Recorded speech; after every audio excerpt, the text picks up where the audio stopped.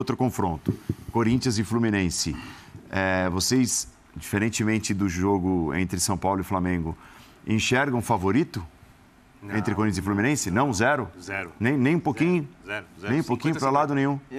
Nesse eu não consigo mesmo. Tá. E te explico por quê também. Porque, assim, eu acho que o que a gente já viu o Fluminense jogar nessa temporada é melhor do que o melhor que a gente já viu do Corinthians nessa temporada. O Fluminense jogou o melhor do que o Corinthians nessa temporada. Mais vezes.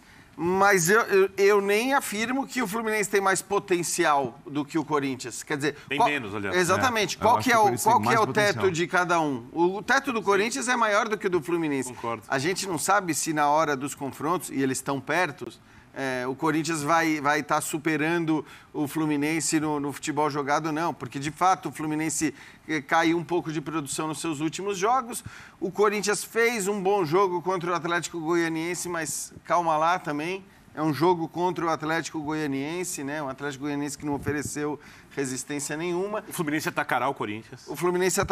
Então, assim, é um jogo... Eu acho que vai ser um jogo muito legal, sabe? Muito legal. Inclusive, do que esperar, de como os times vão se comportar. Jogo imprevisível. Mas eu não consigo pôr favoritismo, não. Do que você fala, Flamengo e São Paulo, o Flamengo vai ter a posse de bola, o São Paulo precisa neutralizar de algum jeito. O Flamengo tem mais chance de resolver o jogo, lógico. As partidas vão decidir quem vai se classificar. Mas... dá para entender o que deve acontecer no jogo. Eu não sei o que vai acontecer no Corinthians e Fluminense. Até porque eu não acho que o Vitor Pereira vai permitir que o Diniz jogue com a bola como o Diniz gosta. Até porque ele vai ter algum tempo, até o jogo essa semana. Acho que Renato Augusto vai estar mais inteiro. Talvez volte outro jogador. Talvez outros jogadores estejam mais inteiros. Talvez o Yuri Alberto tenha encontrado a parte mental que precisa para que tecnicamente possa jogar alguma coisa mais parecida com o que consegue, né? Os times do Diniz, queira ou não... O time tem jogado bem, mas são um pouco mais vulneráveis na marcação ainda. Levado muitos gols, né? E o Vitor Pereira sabe como usar isso. Então, não dá para saber, não dá para ter ideia nem do andamento do jogo.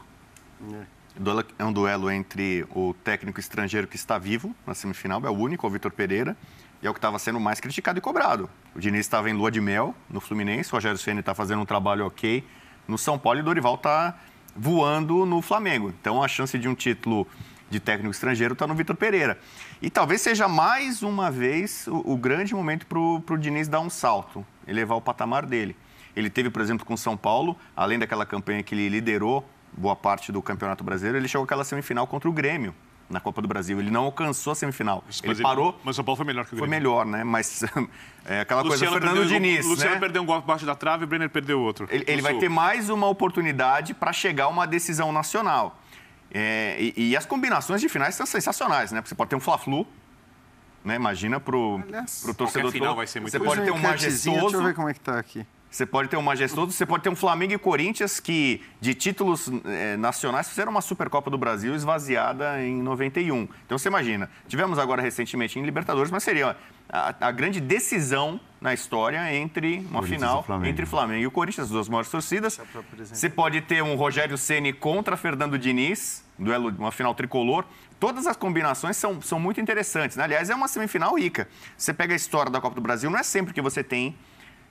4 dos principais clubes, né, as principais torcidas envolvidas, as 3 maiores torcidas do país estão envolvidas nessa semifinal, né? Então, é um peso muito grande e eu também não vejo favoritismo nenhum.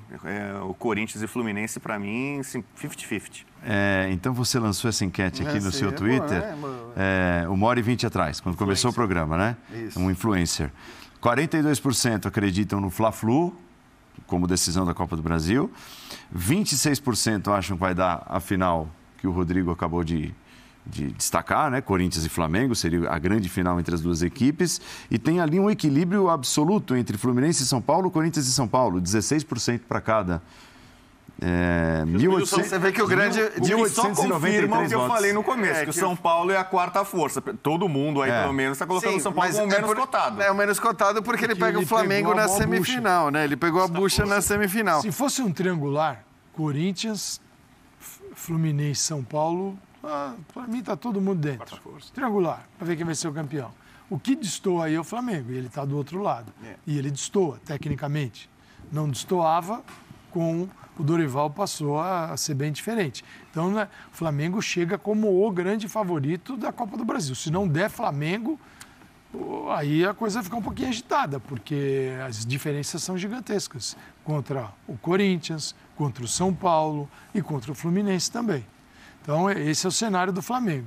Agora, nesta perna do Corinthians, tá pau a pau. O Corinthians tomou uma pancada forte do Fluminense antes de jogo da Libertadores, né? Tomou uma goleada lá no Maracanã, teve gol do Fred. Mas foi com um time desfigurado. Totalmente desfigurado, mas aquilo fica. Aliás, né? Marca um pouquinho. Marca. Né? falar em time desfigurado, a gente estava discutindo muito, o Flamengo vai com os titulares, não vai contra o Palmeiras e tal. Eu acho que em relação a Corinthians e Fluminense, o Fluminense joga no sábado, é verdade, o Corinthians no domingo. O jogo do Fluminense bem menos complicado, porque o Fluminense recebe o Coritiba e o Corinthians joga fora de casa contra o Fortaleza no domingo. Mas nesses dois casos, eu apostaria que... O Vitor vai descansar. Os times vão muito mexidos. Os dois, porque o Fluminense também jogou ontem. O Fluminense jogou ontem. Então acho que os dois vão muito modificados. Se bobear, a gente vai ter dois times reservas. E estamos falando, é bom que se diga, de dois times que estão no G4 do Campeonato Brasileiro. Em tese na disputa pelo título. É isso. São dois times no G4. Na prática, não. Mas acho que eles vão... Contra o Fortaleza, o Corinthians, a chance de tomar uma pancada é gigantesca. O Fortaleza está se recuperando, vem desse jogo no Maracanã, ficou engasgado, o Brasileirão, foco. Então a chance de tomar uma pancada forte do Fortaleza ela é enorme nesse confronto. E aí assim, é aquilo lá que a gente vinha falando. Deixa o Brasileirão um pouco aqui, ó, e vai abraçar a Copa do Brasil. Embora você não leve em consideração, Birner, mas o Corinthians chegar à final, se chegar, ou o Fluminense, cada um terá, sendo vice-campeão da Copa do Brasil, não vamos nem levar para o título, só no vice. Dá 25 milhões para cada um. Eles estão se pegando. Eles vendem o almoço para fazer o jantar, Birner, então 25 milhões. Mas estávamos falando do Flamengo. 5 milhões de euros para Corinthians ou para o Fluminense.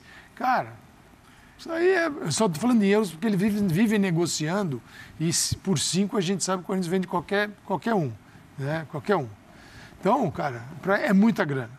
Então, isso chega ali no Vitor Pereira e fala, professor, seguinte, tem um negócio para te contar.